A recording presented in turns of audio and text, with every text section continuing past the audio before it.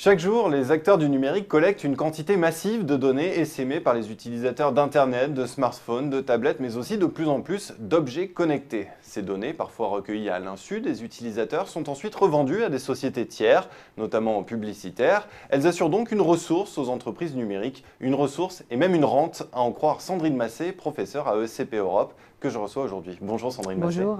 Alors j'ajoute que vous êtes plus particulièrement professeur au département marketing de SCP Europe et même directrice scientifique de l'exécutive master spécialisé marketing et communication. Alors en quoi ces données s'apparentent-elles selon vous à une rente ? Oui, alors pourquoi parler de rente numérique? Donc ces entreprises, ces géants du numérique ont été capables de détecter toutes les opportunités qu'il y avait dans le réseau, un système international qui connecte des individus entre eux, et ont eu ce génie de capter un captif immatériel que sont les données.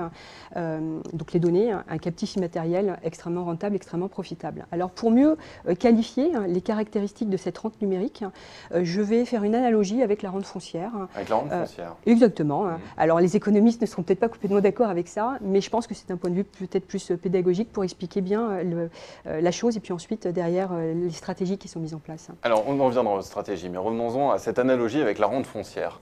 Alors première chose, donc vous avez un propriétaire qui possède des terres, donc il va les louer, donc il loue en fait les terres, donc l'accès à la terre pour qu'un exploitant exploite donc cette terre et donc la cultive.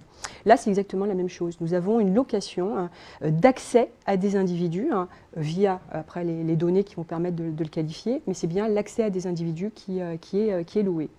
La rente d'un propriétaire foncier, elle va être d'autant plus importante que ces terres sont importantes en taille. Donc on va avoir exactement la même chose du côté numérique, c'est que nos géants du numérique vont avoir une rente d'autant plus importante que les données sont volumineuses, sont nombreuses en nombre d'individus, donc on va dire à la verticale en nombre d'individus possédés.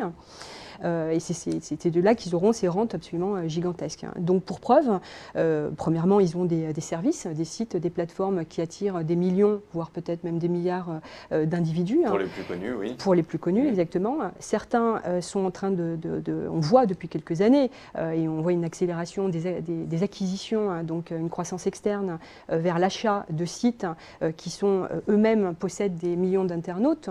Pour citer, bien entendu, c'était le grand exemple qui est Facebook et WhatsApp, avec 19 milliards déboursés pour 450 millions de personnes, avec cet objectif indiqué par les fondateurs de Facebook, qui est d'atteindre 1 milliard d'individus en 2 ans. Ils sont, depuis février où a été racheté, là, à septembre, ils sont déjà à 600 millions d'individus. Et puis un prix de rachat qui n'a rien à voir avec le chiffre d'affaires de WhatsApp.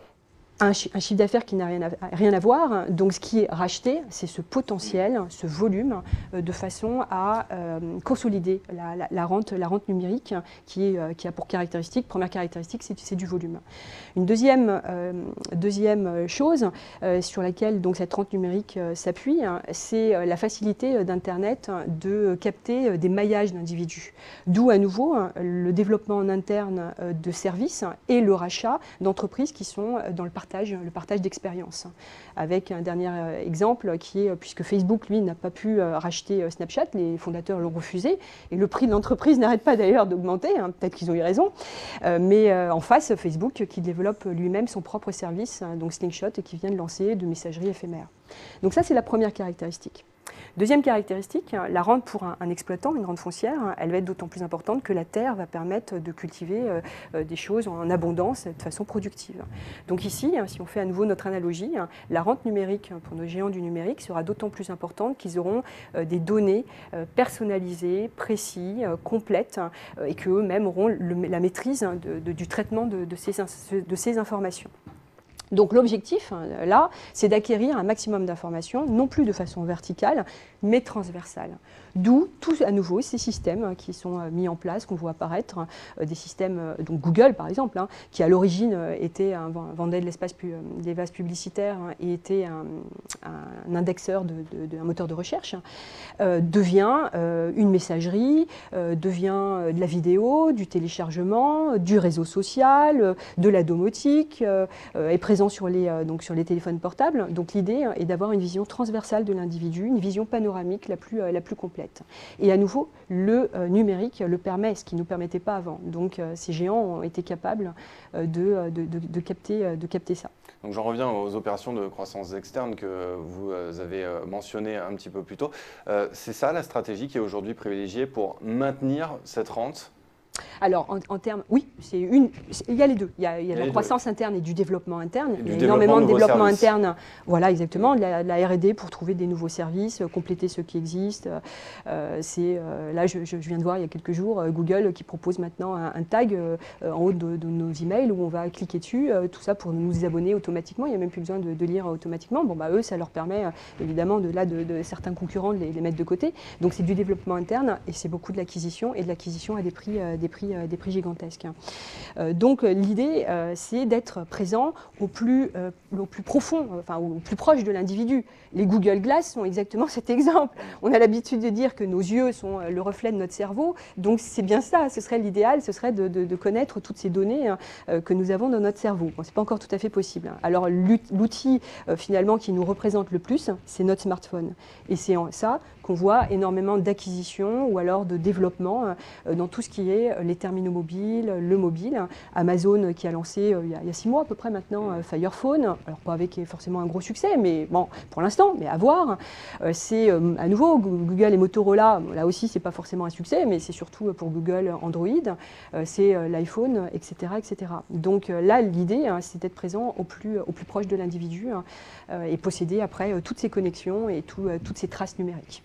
Donc aujourd'hui, la stratégie des grands acteurs, ça passe par des opérations de croissance externe et le développement en interne de nouveaux services. Est-ce qu'à l'avenir, on assistera à des stratégies différentes qui vont au-delà du smartphone ?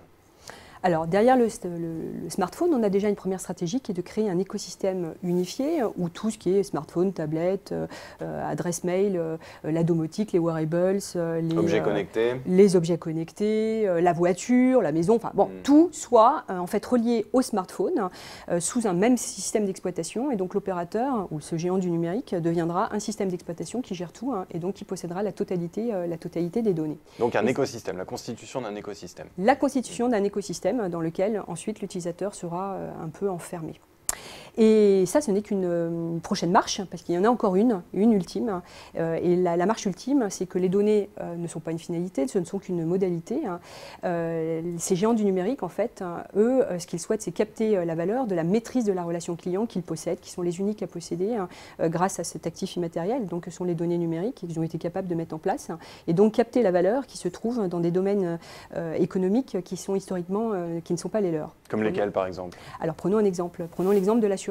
Google ou d'autres vont être capables donc de connaître exactement tout ce qu'on fait, aussi bien dans nos recherches, aussi bien dans nos loisirs, aussi bien avec les wearables, donc notre santé, le nombre de pas qu'on fait chaque jour, est-ce qu'on est un sportif, un oisif, le GPS, la navigation va pouvoir dire si on conduit, comment on conduit, où est-ce qu'on va, est-ce qu'on fait des voyages. Bref, tout ça, ça va leur permettre, grâce à toutes leurs compétences dans le traitement d'informations, de qualifier les individus, de repérer donc des individus qui seront certainement les plus intéressants et de fabriquer des offres que actuellement les assureurs ne sont pas capables de faire. Parce qu'ils ne possèdent. On est dans le big data puisque eux, les assureurs, ne possèdent pas ces données. Ils possèdent les données de relations directes avec leurs clients, mais ils ne possèdent pas la vie des individus.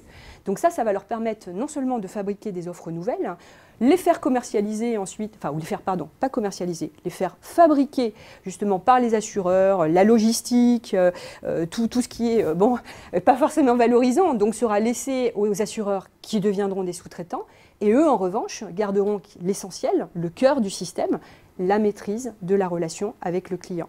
Donc ça va complètement appauvrir tous les autres domaines économiques que sont les assureurs, la télécommunication, on le voit déjà, hein, dans les télécoms, qui sont les clients actuellement des opérateurs traditionnels, ce n'est pas les clients les plus intéressants, dans le sens les plus actifs. Les plus actifs vont sur du iPhone ou des services qui leur permettent justement d'avoir un écosystème avec toute la connexion sur la toile. Alors tout cela n'est pas sans poser de problème pour l'utilisateur. Vous avez employé le mot utilisateur enfermé dans un écosystème. On voit bien également les différentes atteintes à la vie privée qu'il peut y avoir. Dans son dernier livre, le PDG de Skyrock, Pierre Bélanger, le livre intitulé « La souveraineté numérique », évoquait la mise en place d'une propriété des données informatiques personnelles. une sorte de droit d'auteur sur sa vie que l'utilisateur en fait pourrait vendre en quelque sorte aux géants du numérique en fonction de ce qui lui livrerait. Est-ce que vous pensez que c'est une bonne idée? C'est une très bonne idée. Je pense qu'il faut qu'il y ait déjà toute une réflexion sur ces données.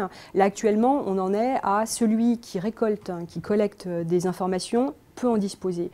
Il faut absolument que la réflexion avance et il faut aussi absolument que ces données qui ont été tracées appartiennent à celui qui les a laissées. Donc nous, les uns et les autres, ce soit nos données individuelles. La difficulté ensuite est la mise en place, comment, il faut déjà le reconnaître donc, et ça c'est un premier pas, mais la deuxième chose sera ensuite la mise en place d'un système pour comment les valoriser, ces données. Donc est-ce que ce sera comme des droits d'auteur, mais dans ce cas-là on voit bien que c'est toute la difficulté à pister, à récupérer, mais il y a peut-être des systèmes qui pourront se mettre en place. Donc la difficulté elle est à la fois technique mais aussi juridique. Juridique, d'abord juridique, ensuite elle sera technique, puis comment reverser cet argent, enfin, etc., les droits d'auteur. Après, il y a peut-être des systèmes intermédiaires qui peuvent se mettre en place. Et un premier système, c'est des intermédiaires qui seront responsables de cette transaction entre nous et les autres sites et qui géreront finalement nos traces. Donc chaque trace que nous laissons sur Internet a une fiche signalétique, donc des métadonnées dans lesquelles nous pourrions aussi, par exemple, faire apparaître que nous souhaitons que toutes nos traces soient anonymes. Mais ensuite, si on a envie, évidemment, d'aller acheter ou quelque chose ou faire des recherches, nous passerons par un intermédiaire de transaction, un logiciel de transaction qui, lui, le fera en notre nom, mais de façon complètement anonyme. Donc ça, il faut que ça se mette en place. Il y a des solutions qui en sont en train d'être construites, mais ce n'est pas encore complètement au point pour différentes raisons. La dernière possibilité, c'est aussi que les uns et les autres, nous payons pour que les sites, mais il va falloir les rémunérer, ce qui est tout à fait normal. Si on va sur Facebook et on profite de leurs services, ce serait aussi normal derrière de payer, mais de payer pour notre anonymat. Finalement, le gratuit a un coût. En fait, tout l'enjeu, ça va être le consentement des utilisateurs à livrer leurs données. Oui. Eh bien, Sandrine Massé, je vous remercie d'être venue nous éclairer sur ce qu'allait devenir cette rente de données et les différentes stratégies des acteurs, des géants du numérique. Merci d'être venu sur XRFI Canal. Merci. Merci beaucoup.